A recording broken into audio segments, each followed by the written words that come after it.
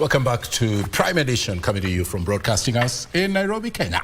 On to environmental matters. The high-level segments of the Conference of Parties kicked off today with the formation of 4 ministerial committees to thrash out the 4 thorny items likely to derail the talks. That's right. The 4 committees will be co-chaired by climate ministers from developing world and developed nations. African Group of Negotiators says that 4 teams will seek consensus on matters of adaptation, carbon markets, mitigations, and the new collective quantified goals.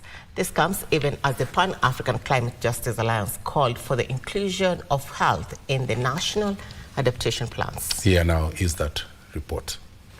Delicate part of COP29 got underway today with the formation of ministerial committees that are supposed to iron out the 4 thorny issues that have been identified so far. We'll be keeping an eye on the chimney just to see the sign of that wet smoke, and we'll be here to tell you. The critical phase of the Conference of Parties got underway at the COP29 today with the opening of the high-level ministerial meeting, which will be attended by ministers from the parties to the United Nations Convention on Climate Change. The closed-door high-level meetings will see ministers pick up from where the technical committees left last week after failing to agree on a number of issues. So last week really was so much haggling over issues, and we will look forward to our ministers guiding and leading this process. As Africa, we have yesterday briefed our ministers during the African Ministerial Conference on Environment.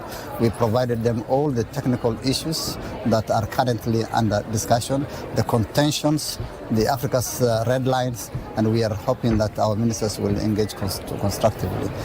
Today, the 4 teams were formed, each co-chaired by a minister from the developing and developed nations to help accelerate the negotiations. The chair of the African Group of Negotiators, Ali Mohammed, says the 4 sticky issues are adaptation fund, new collective quantified goals, carbon market, and the mitigation measures. Mitigation, difficult because Africa and most of the developing countries don't want to be given and take new targets unless those targets are followed or supported by commensurate financial support.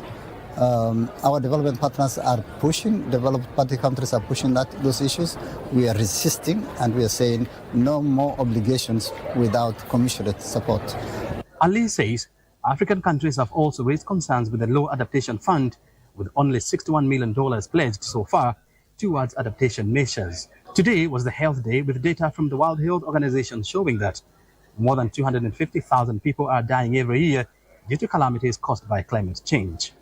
Until we see health reflected in the new collective quantified goal here in Azerbaijan, and also as we move to Brazil, ensuring those goals are reflected there and are part of the global conversation on financing, loss and damage and all these things, and that Africa really looks at adaptation for saving people's lives, we shall not rest. This is the purpose.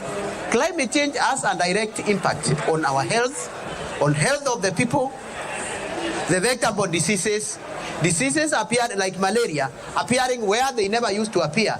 These are the manifestations. So there is no doubt that we need really to address this issue, whether it is in adaptation or mitigation. Health experts are now calling for the inclusion of health in the development of new adaptation plans that are being discussed at the COP29. From COP29, I'm O'Brien Kimani.